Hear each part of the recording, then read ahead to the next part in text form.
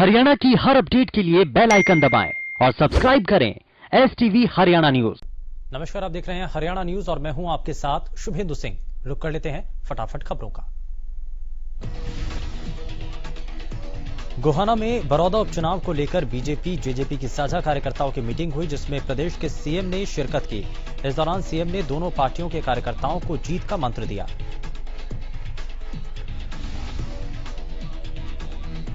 इस मौके पर सीएम ने दोनों पार्टियों के कार्यकर्ताओं में जीत के लिए जोश भरते हुए कहा कि पिछले 5 साल के कार्यकाल में वो एक भी चुनाव नहीं हारे। सीएम ने बीजेपी जेजेपी गठबंधन पर बोलते हुए कहा कि वो इस गठबंधन को स्थायी गठबंधन के रूप में देख रहे हैं। सीएम ने कहा कि इस बार के चुनाव में भी कांग्रेस हथकंडे अपनाएगी, लेकिन उससे सावधान रहने की जरूरत है। साथ ही कांग्रेस के झूठ के झांसे में भी नहीं आना है।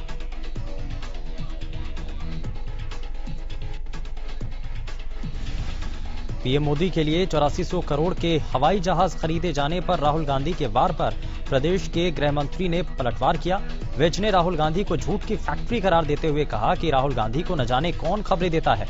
जितनी सुरक्षा सैनिकों की इस समय है, आज से पहले कभी नहीं थी। गृह मंत्री अनिल विज ने कहा कि सैनिकों के लिए रहने, खाने और मौसम के हिसाब से टेंट जैसी बेहतर सुविधाएं आज से पहले कभी नहीं थी। आपको बता दें कि राहुल गांधी ने पीएम मोदी पर सेना के जवानों को नॉन बुलेट प्रूफ ट्रकों में भेजने और पीएम के हवाई जहाज खरीदने पर सवाल उठाए थे। हांसी में कुछ दिन पहले एक व्यापारी को लूटकर कार में जिंदा जलाए जाने का मामला सामने आया था। इस मामले को पुलिस ने महज 36 घंटे में सुलझाकर व्यापारी को जिंदा पकड़ लिया और झूठी लूट और हत्या की साजिश से पर्दा उठा दिया।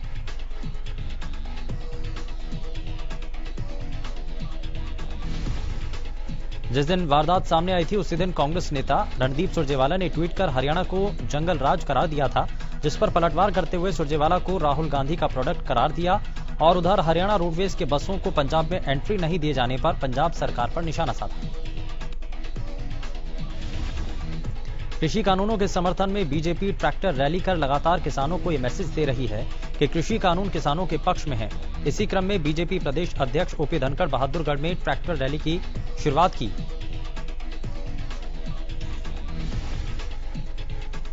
बीजेपी प्रदेश अध्यक्ष ओपी धनखड़ ने कांग्रेस पर कृषि कानूनों पर झूठ फैलाने का आरोप लगाया। उन्होंने कहा कि कांग्रेस की नीति झूठ बोलो और भय पैदा करने की है।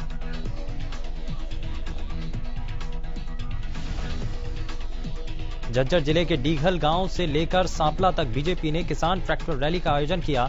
इस दौरान किसानों ने बीजेपी की ट्रैक्टर रैली का विरोध करते हुए काले झंडे दिखाए। किसानों का कहना है कि कृषि कानून पूरी तरह से किसानों के खिलाफ है। इस कानून को जल्द से जल्द सरकार को वापस लेना चाहिए।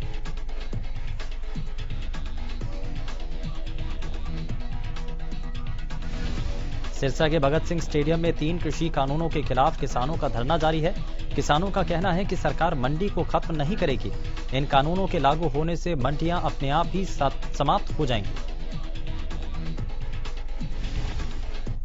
किसानों ने कहा कि सरकार एमएसपी को लेकर भी किसानों को बहकाने की कोशिश कर रही है। आज प्रदेश की किसी मंडी में किसान की पूरी फसल का एमएसपी नहीं मिल रहा है।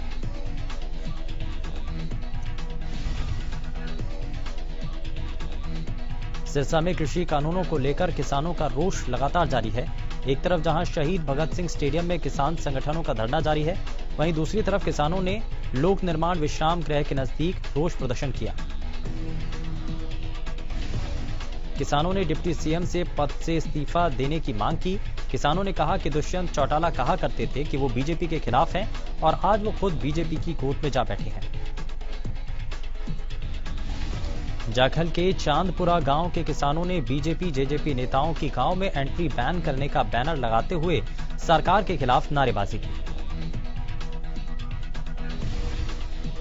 अंबाला की अनाज मंडी मार्केट कमेटी के दफ्तर में गेट पास को लेकर आ रही दिक्कतों के चलते किसानों ने हंगामा किया।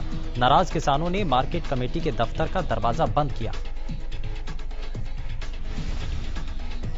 किसान नेताओं ने सरकार और प्रशासन को चेतावनी दी और कहा कि अगर जल्द से जल्द किसानों को आ रही समस्याओं का समाधान नहीं किया तो मार्केट कमेटी और अनाज मंडी के गेट पर तालाबंदी की जाएगी।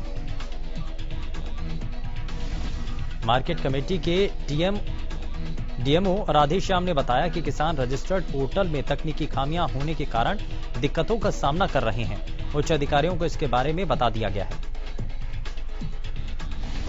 करनाल की निसिंग अनाज मंडी में आढ़तियों और किसानों ने मार्केट कमेटी के अधिकारियों के खिलाफ मोर्चा खोल दिया।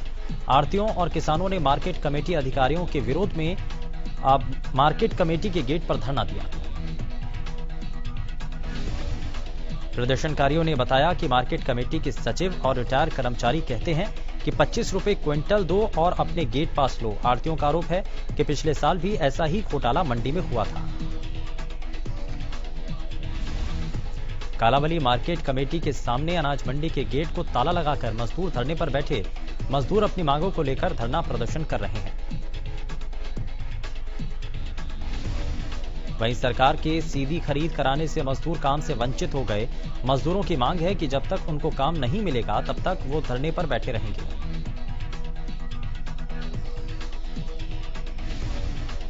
प्रदेश में धान खरीद के मुद्दे पर किसानों की परेशानी कम नहीं हो रही है।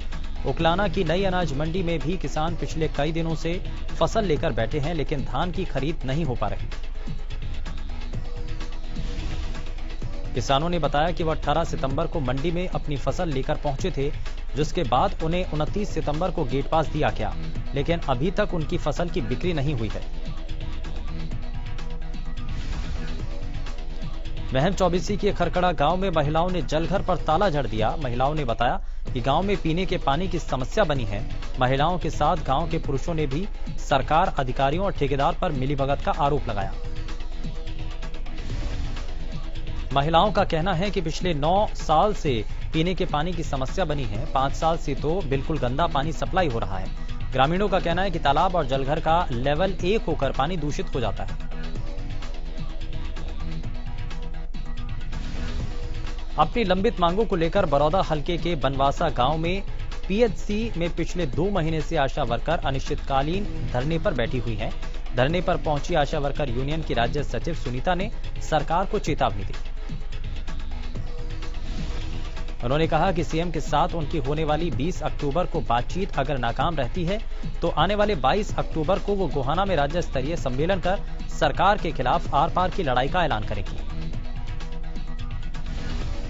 अब आशा वर्कर अपना शोषण नहीं होने देंगे और सरकार के खिलाफ आर पार की लड़ाई लड़ी जाएगी।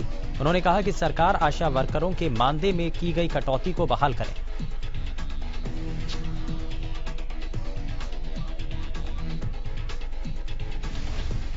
बहादुरगढ़ के सेक्टर 9 में 6 एकड़ जमीन पर कब्जा लेने पहुंची नगर परिषद की टीम को किसानों के विरोध का सामना करना पड़ा।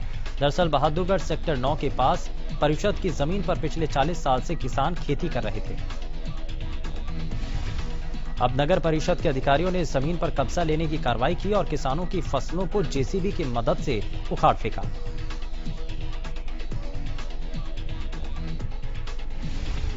अधिकारियों को बार बार इस संबंध में गुहार लगाने के बावजूद भी अधिकारियों ने किसी की नहीं सुनी और पुलिस की मदद से किसानों को पीछे हटाकर जमीन पर कब्जा ले लिया गया।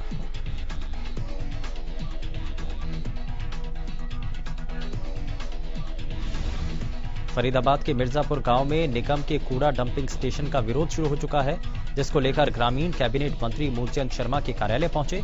इस दौरान ग्रामीणों ने नगर निगम शहर के कूड़े का डंपिंग स्टेशन बनने को लेकर सवाल उठाया।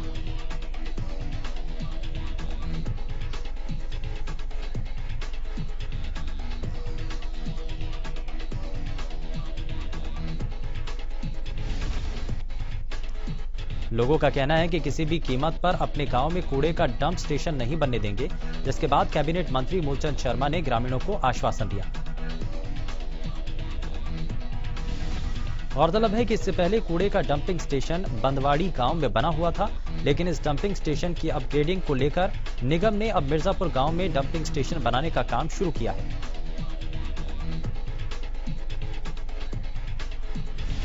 फसलों के अवशेष न जलाए जाएं, इसको लेकर अब किसान जागरूक होते नजर आ रहे हैं। अंबाला के 2 गांव में फसल की कटाई के बाद बेलर मशीन की मदद से उनके गड्ढे बनाकर किसान उन्हें मिल्स में बेच रहा है, जिससे पर्यावरण को भी नुकसान नहीं हो रहा है।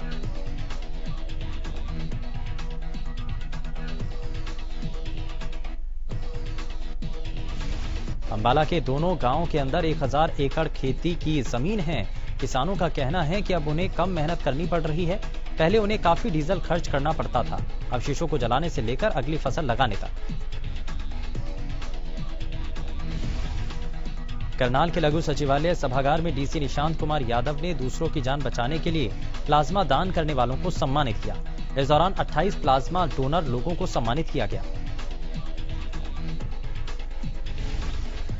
जिसने ठीक होने के बाद अपने पिता के साथ प्लाज्मा डोनेट किया। उपायुक्त ने सभी प्लाज्मा डोनर को 1 कप और प्रशस्ति पत्र देकर सम्मानित किया और सभी को शुभकामनाएं दी।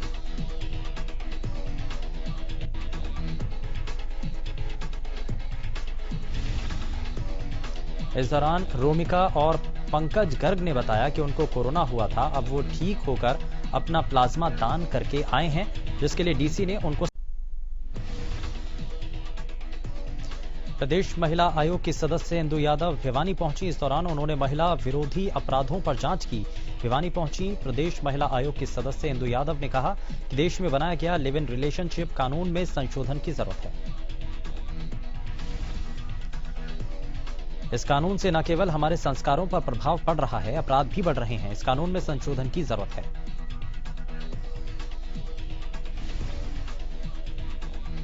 नारनौल में हो रही ओवरलोडिंग रुकने का नाम नहीं ले रही है। ओवरलोड माफिया धड़ल्ले से यहां से ओवरलोड ट्रकों को निकालते हैं, लेकिन प्रशासन का इस तरफ कोई ध्यान नहीं।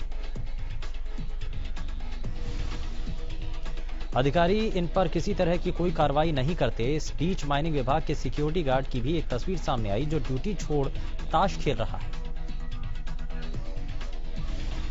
राज्य स्तरीय बाल महोत्सव का आगाज हो चुका है। यमुनानगर के डीसी मुकुल कुमार ने महोत्सव की ऑनलाइन शुरुआत की। इसके लिए चाइल्ड वेलफेयर हरियाणा बाल महोत्सव.com वेबसाइट पर जाकर बच्चे रजिस्ट्रेशन कर सकते हैं।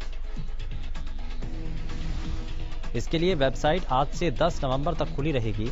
अब प्रदेश के बच्चों का टैलेंट ऑनलाइन दिखेगा।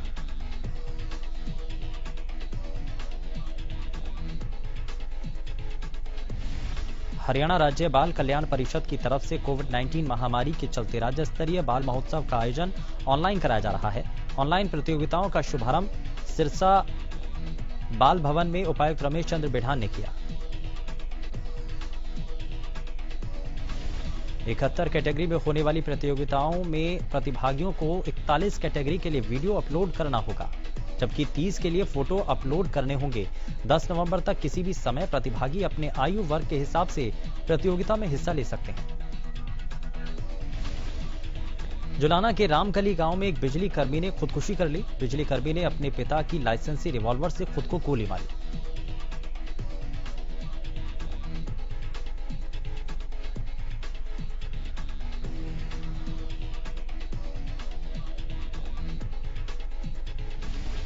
चरखी दादरी में कृषर जोन एसोसिएशन के प्रधान से फिरौती मांगने का मामला सामने आया।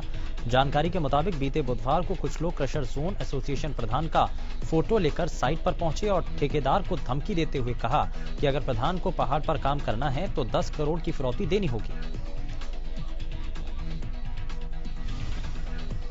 आरोपियों के जाने के बाद ठेकेदार ने इसकी जानकारी सरपंच को दी, जिसका पता चलते ही आरोपी वापस आ गए और साइट पर फायरिंग शुरू कर दी।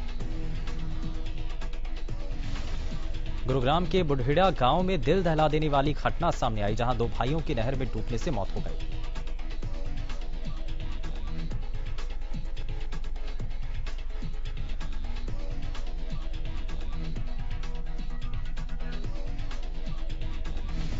बताया जा रहा है कि बुढ़िड़ा गांव के रहने वाले मनदीप और संदीप शौच के लिए गए थे। इसी दौरान 16 साल का मनदीप नहर पर हाथ धोने के लिए गया तो अचानक उसका पैर फिसल गया और नहर में जा गिरा।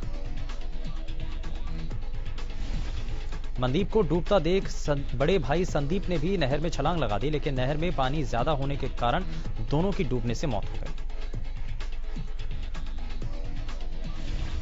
अंबाला में एक युवक की मौत का मामला सामने आया। युवक की हत्या किसने की, ये एक सवाल बना हुआ है, लेकिन परिजनों ने युवक के दोस्तों पर ही हत्या का आरोप लगाया।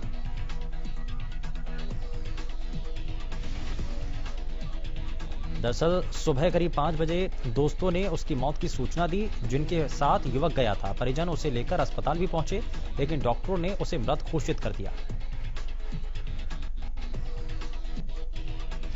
कुरुक्षेत्र में पुरानी रंजिश के चलते शख्स की हत्या का मामला सामने आया, जिसमें पुलिस ने आरोपी को गिरफ्तार कर लिया है। दरअसल पुरानी रंजिश के चलते रिश्तेदार ने ही अपने रिश्तेदार को मौत के घाट उतार दिया। पंचकुला के सेक्टर 8-9 डिवाइडिंग पर कार और एक्टिवा की जबरदस्त टक्कर में 60 साल के बुजुर्ग की मौत हो गई, जबकि 2 लोग गंभीर रूप से घायल हो गए।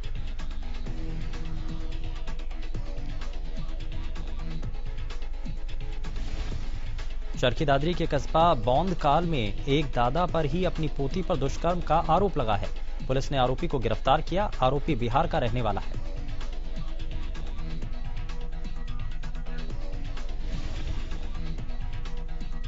फिलहाल के लिए बस इतना ही। नमस्कार।